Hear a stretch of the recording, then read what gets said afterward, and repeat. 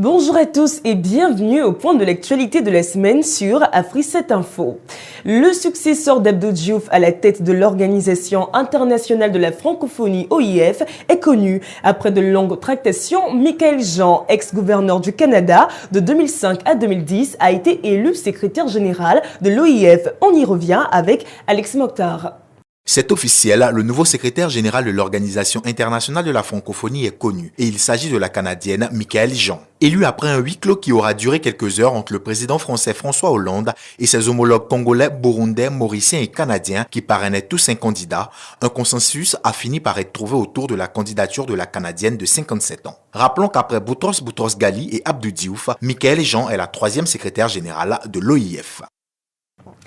On se souvient, le 1er décembre marquait la journée mondiale de la lutte contre le sida. Si des avancées notables sont à relever dans la lutte contre la maladie, il reste beaucoup à faire, nous dit Alex Mokhtar.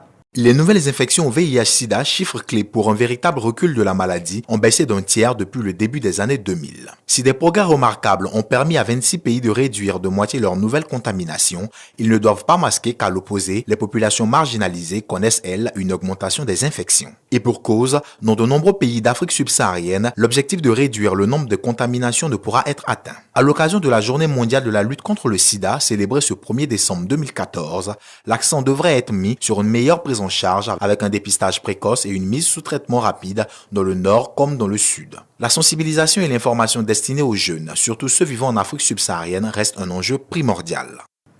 Aux États-Unis, près de 4 mois après la mort de Michael Brown, événement tragique qui a conduit à des manifestations à travers le pays, le policier blanc Darren Wilson, à l'origine de sa mort, a démissionné du service de police de Ferguson. Des détails avec Alex Mokhtar.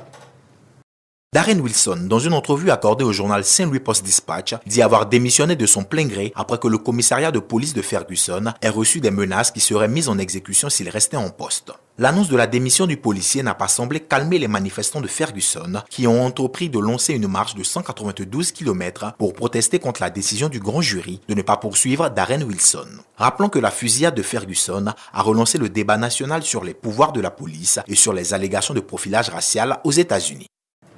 Une autre affaire qui crée encore colère et polémique aux États-Unis. En effet, la relaxe du policier blanc impliqué dans la mort d'Eric Garner, vendeur ambulant de race noire à Staten Island, a ravivé les tensions. Reportage. Le policier blanc impliqué dans la mort d'Eric Garner, vendeur ambulant de race noire aux États-Unis, n'a pas été inculpé par le grand jury en charge de l'affaire. À l'annonce de cette nouvelle, le maire de New York s'est immédiatement rendu à Staten Island, l'arrondissement où est morte la victime. Le gouvernement américain cache mal sa contrariété face à cette décision judiciaire et a informé par la voix de son ministre de la Justice de l'ouverture d'une enquête fédérale. Le président Barack Obama a par ailleurs promis un suivi du dossier Garner, relevant que cette décision de justice intervient après celle contestée dans l'affaire du meurtre du jeune noir Mike Brown par un policier blanc dans la ville de Ferguson aux États-Unis.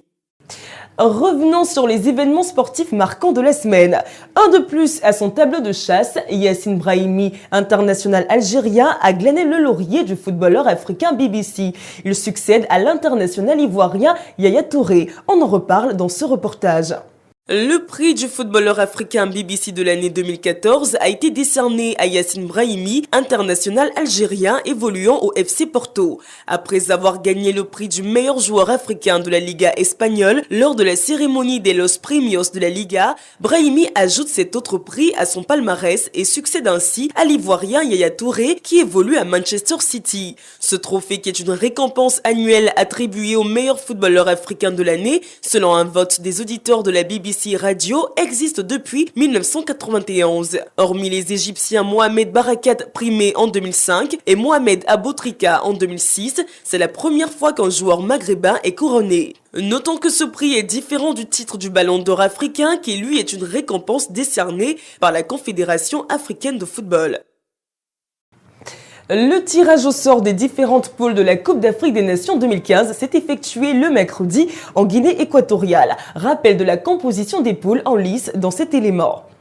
Fin du suspense. Les 16 prétendants à la Coupe d'Afrique des Nations de football connaissent enfin leurs adversaires. C'est le mercredi 3 décembre 2014 à 18h GMT qu'a eu lieu le tirage au sort des groupes de la CAN 2015 dans la capitale équato-guinéenne. Dans le groupe A, on a la Guinée équatoriale, le Congo, le Burkina Faso et le Gabon. Dans le groupe B, la Zambie, le Cap-Vert, la RDC et la Tunisie. Dans le groupe C, on a le Ghana, l'Algérie, le Sénégal et l'Afrique du Sud. Et enfin, dans le groupe D, la Côte d'Ivoire, la Guinée, le Cameroun et le Mali. Pour rappel, le coup d'envoi aura lieu le samedi 17 janvier 2015 avec en ouverture la rencontre Guinée équatoriale-Congo. La 14e journée de la Ligue anglaise s'est jouée mercredi. Elle a vu le 102e but de l'international ivoirien Didier Drogba avec l'équipe de Chelsea en Première Ligue. On y revient dans cet élément. Après leur contre-performance à Sunderland le week-end dernier, les Blues de Chelsea se sont repris hier à Stamford Bridge face à Tottenham dans le match comptant pour la 14e journée de la Ligue anglaise. Les poulains de Mourinho ont battu les Hotspurs 3-0 grâce au but de Hazard, Drogba et Rémy. Dans le même temps, les Sky Blues de Manchester City qui se déplaçaient à Sunderland ont écrasé les Black Cats sur un score de 4-1 avec un doublé de Kun Agüero.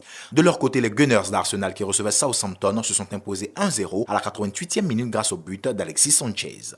Au classement, Chelsea reste leader avec 36 points. Manchester City, après son écrasante victoire, demeure deuxième et est suivi de Southampton qui totalise 26 points à 4 longueurs des Sky Blues de City. Arsenal se classe 6e avec 23 points. Terminons ce point de l'actualité de la semaine en showbiz. Semaine noire pour le monde du rock. Le légendaire groupe britannique les Rolling Stones et leurs fans sont en deuil. Et pour cause, le saxophoniste de la formation, Bobby Case, a déposé à jamais son instrument de musique le mardi 2 décembre 2014. Le récit d'Alex Mokhtar. Triste nouvelle qui est celle qui vient de nous parvenir. Bobby Case, le saxophoniste du groupe des Rolling Stones, a à jamais déposé son saxophone. Le musicien est décédé le mardi 2 décembre 2014 des suites d'une cirrhose de foie. Bobby Case a joué aux côtés des Rolling Stones depuis 1969. Il avait commencé sa carrière à l'âge de 15 ans auprès de Buddy Holly. Après l'annonce de son décès, les Rolling Stones ont publié un communiqué dans lequel ils disaient anéantis par la perte de leur cher ami et joueur légendaire de saxophone. Adieu l'artiste. La Noël qui approche à grands pas est une source de motivation pour des choses extraordinaires. Et en la matière, le Honduras vient de battre un record du monde. En effet, près de 3000 personnes se sont réunies pour former un arbre de Noël géant. Reportage. C'est près de 3000 personnes qui se sont rassemblées lundi 1er décembre 2014 devant le palais présidentiel au Honduras pour former un arbre de Noël géant. Les participants issus de la ville de Tegucigalpa étaient vêtus de chemises aux couleurs vertes, jaunes, rouges et brunes pour l'occasion. Carlos Martinez, le représentant de Guinness Records, a confirmé que le Honduras a établi un nouveau record mondial de Guinness pour avoir construit l'arbre de Noël humain le plus géant au monde. Le record précédent était détenu par l'Argentine depuis 2013 avec 1900 personnes. C'est la fin de ce point de l'actualité de la semaine. Merci de nous avoir suivis. L'information continue sur notre plateforme.